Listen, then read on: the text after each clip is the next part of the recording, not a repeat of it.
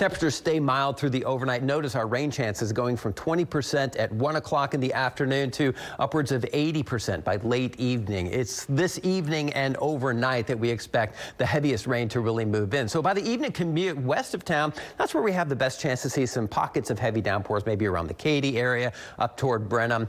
As we head through the evening hours, it slowly works its way through here. This front that we're dealing with is a very slow mover, and that always means the potential for flooding. And we're going to be watching for that very closely through 2 o'clock in the morning. The good news on all this is timing. Most of it happens during the overnight, so the roads are less busy. Temperatures are going to stay mild overnight. My advice to you is if you don't have to leave your house this evening, don't do it. Just stay inside, and I think you're going to be absolutely fine. The big threat from this is going to be street flooding. I think the bayou should handle all of this okay, and I would not anticipate any homes to be kind of threatened by any of these downpours here. But overall, just if you have the opportunity to stay inside, even tomorrow morning, the morning commute is going to be kind of a mess tomorrow. The rain doesn't get out of here until about mid-afternoon, and then behind it, temperatures begin to go down. Notice you see 40s and 50s off to the west of town. That is what moves in. As far as the severe weather threat goes, it is going to be higher off to the east, where you see the orange here closer to the Louisiana border.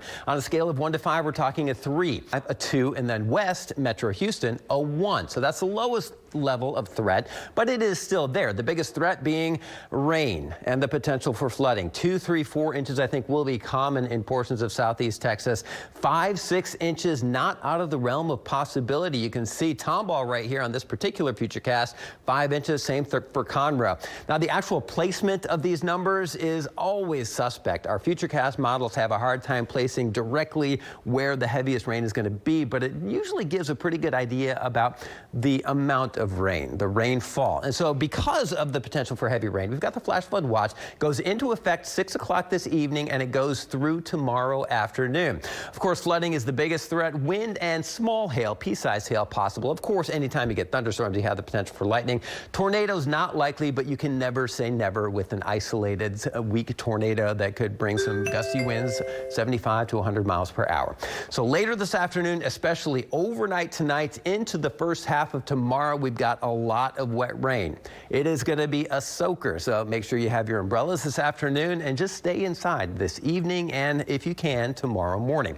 Temperatures way down, 48 degrees by tomorrow afternoon on the backside of this system. We stay chilly for New Year's Day, but the sun comes out for the first day of 2021. We've got a great looking day overall, and temperatures slowly moderate back to close to normal numbers, low to mid 60s over this coming weekend.